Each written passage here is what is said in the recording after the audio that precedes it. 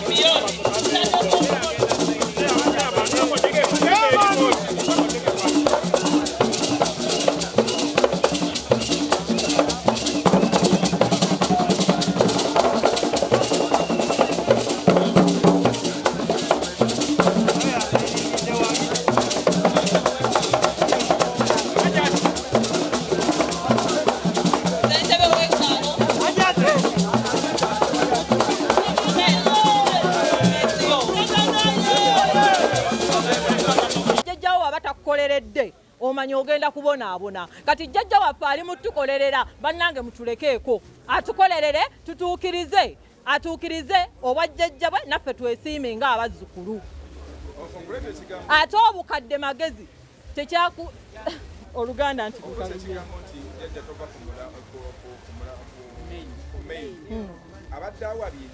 babadde bamuwabisa nga baagala ave ku maini w'oleetawo ova ddi ku bukulembeze ostopinga ddi weebaka ddi kitegeeza otegeeredde abazzukulu omujja ku kiri kyalina okukolera abantu omuzza ku mulamu omulala ekisanja kyakatandika tuli mu 2022 tugenda mu 2023 simanyi lwaki muleetawo okukola ki okukyukakyuka oba okujja jjajja waffe ku mulamwa ave ku byaliko akole ebyammwe bye mwagala mwabanakigwanyizi abalina ensonga zammwe.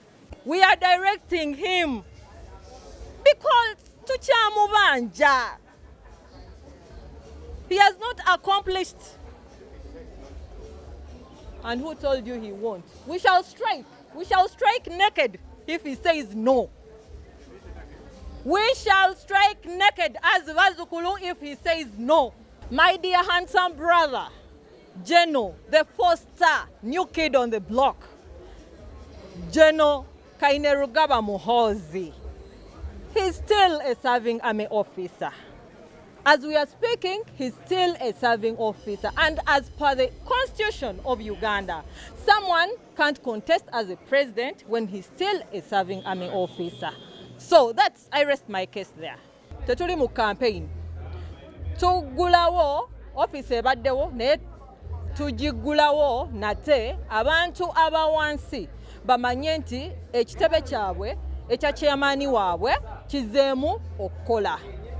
Ate era mu kugulawo kuno mu launch eno gye ntuumye oluvannyuma lw'okuwabulwa abazzukulu be tukwasaganya nabo ekintu kino omalako jjajja tova ku maini kubanga tugenza okulaba ng'endooliito nnyingi bamujja ku mulamwa ate nga tulina akyayina yakatandika butandisi tukyayina ebyokukola bingi.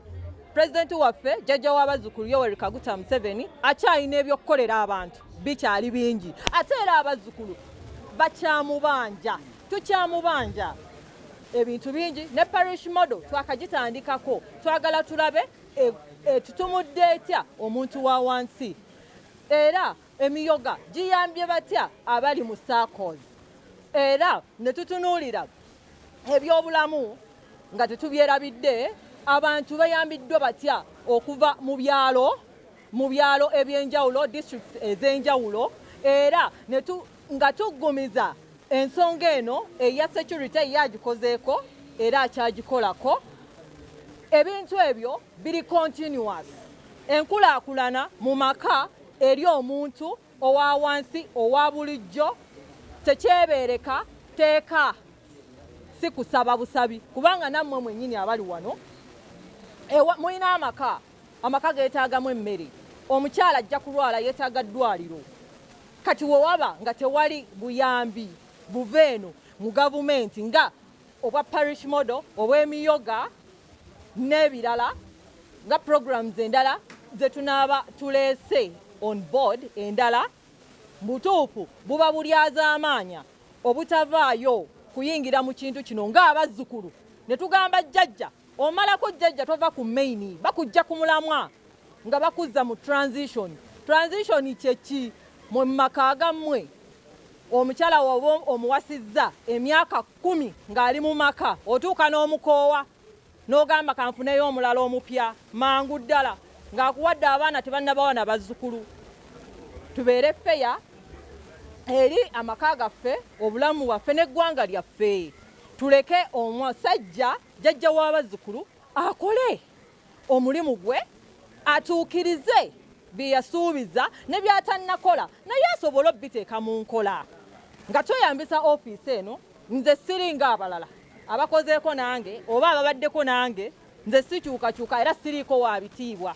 Kyova olaba wano tolabyewo minisita, kyova olaba siise ba MP, musanzeewo geto, ba university, bantu ba wansi, ab'obutale, aba boda kubanga be balina akalulu.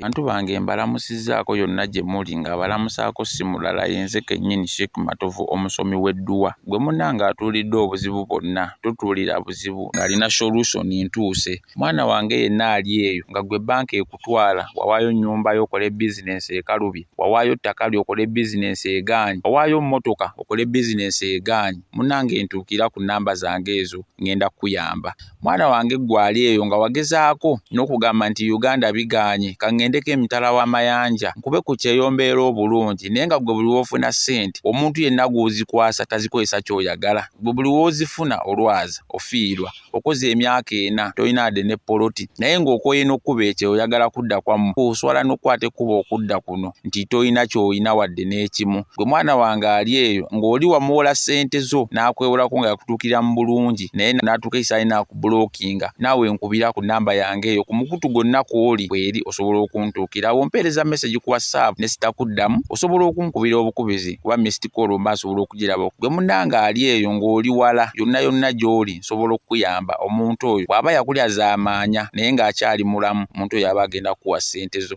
Naawe ali wano osobola okuntuukira ku nnamba zange ezo era naawe nsobola okukuyamba ng'ontuukiridde wano ewaka. Gwe mwana wange tokkiriza muntu kulya zaamaanya ate nga ssente zo zimenyekedde ozituuyanidde, oli n'akulaga nti ye azitwala mu kaseera mpaawo kaaga ate n'akubulookinga. Naye ggwe anoonya omulimu ayagala ogenda ebweru ng'embeera ekyakalubi, naawe agunoonyeza wano okwaboobwe, naawe osobola okuntuukirira ku nnamba zange ezo ne nkusomera edduwa. Bye sitasobodde kukoonako osobola okuntuukira ku nnamba ezo ne nkukolera ensonga zo. Nsigadde nze Sheikh